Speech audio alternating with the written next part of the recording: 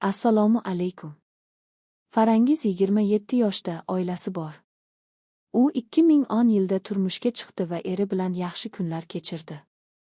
2014 yilda qiz farzand ko'rdi. Eri bankda ishlar, 2015 yilda janjaldan so'ng Moskvaga ketdi. Farangiz qizi bilan qoladi, erisiz kunlar og'ir o'tardi.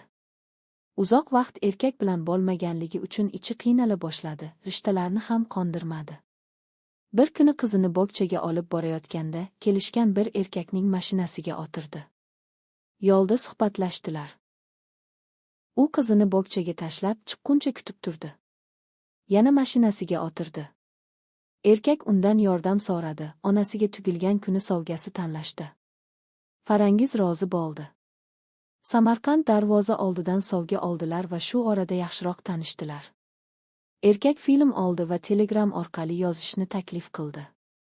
Keyingi safar u bog'chadan uni olib ketdi va kvartirasini tozalashga yordam berishini so'radi. Yunusobodga borishdi. U yerda uy ishlarini qilishdi, choy ichdilar. Farangiz hayajonlandi, ketmoqchi bo'ldi. Sumkasini olayotganda erkak uni quchoqlab oldi, bo'ynidan opdi, ammiga qattiq bosdi. Uzoq vaqt erkak qo'li tegmagandi. Farangiz dardidan ingradi, u davom etdi, unga yoqa boshladi. Farangiz indamay qoldi, keyin ehtirosga berildi. Erkak uni obkelay boshladi, holat kuchaydi. Kiyimlarini yechdi, lebidak qoldi. Farangiz titray boshladi. Erkak ham yechindi, tik turib bir narsani kutganda edi.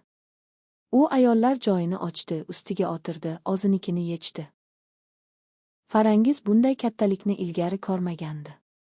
Erkak uchini ammiga tiqdi, qotogini ishqilay boshladi. Farangiz kayfiyatlanib ketdi, bir yildan ortiq bo'lmagandi. Oq jonim deb yotardi. Erkak chiqa boshladi, Farangiz maza qilayotgandi. Qoto kirishda to'xtamadi. Farangiz baqira boshladi, itarishga kuchi yetmadi. Shunchalik zo'r ekan, dahshatli edi. Ko'tarilishdan to'xtadi, ichiga tolib ketgandi. Oriqdan hech qanday kayf bilinmadi. Birpas nima bo'layotganini tushunmadi. 5-6 marta ichiga tashladi, ko'p miqdordagi sperma ammidan suzib chiqdi. Malhamday tuyuldi. Og'riq biroz tarqadi. Shunda erkak ustiga yotib qoldi, Farangiz qiynaldi.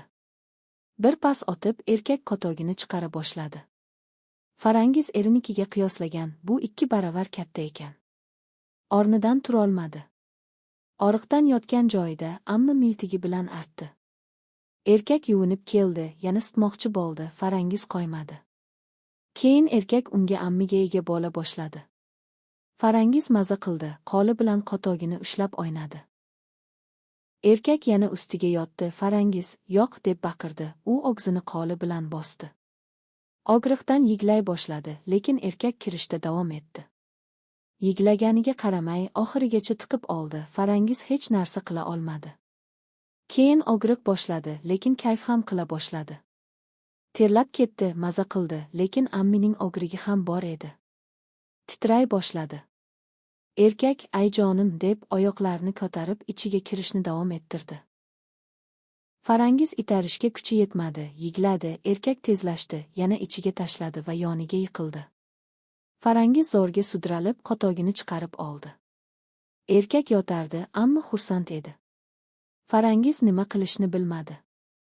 Erkak yuvinib chiqdi, Farangiz "tegmang" dedi, u tegmadi. Keyin uni ko'tarib tushga olib kirdi. Farangiz bir amalda yuvindi, yana qotoq chiqdi. Kun chiqdi, og'riq esga tushdi. U tushdan chiqdi, kiyimlarini kiyib bog'chaga bordi, qizini olib uyga keldi. Uyga kirishda qiynalib kirdi, o'ziga boshqa hech qachon Umid akaga bormaslikka so'z berdi. Vaqt o'tdi, yana gaplashishdi. Endi Farangiz faqat shunchaki xohlardi.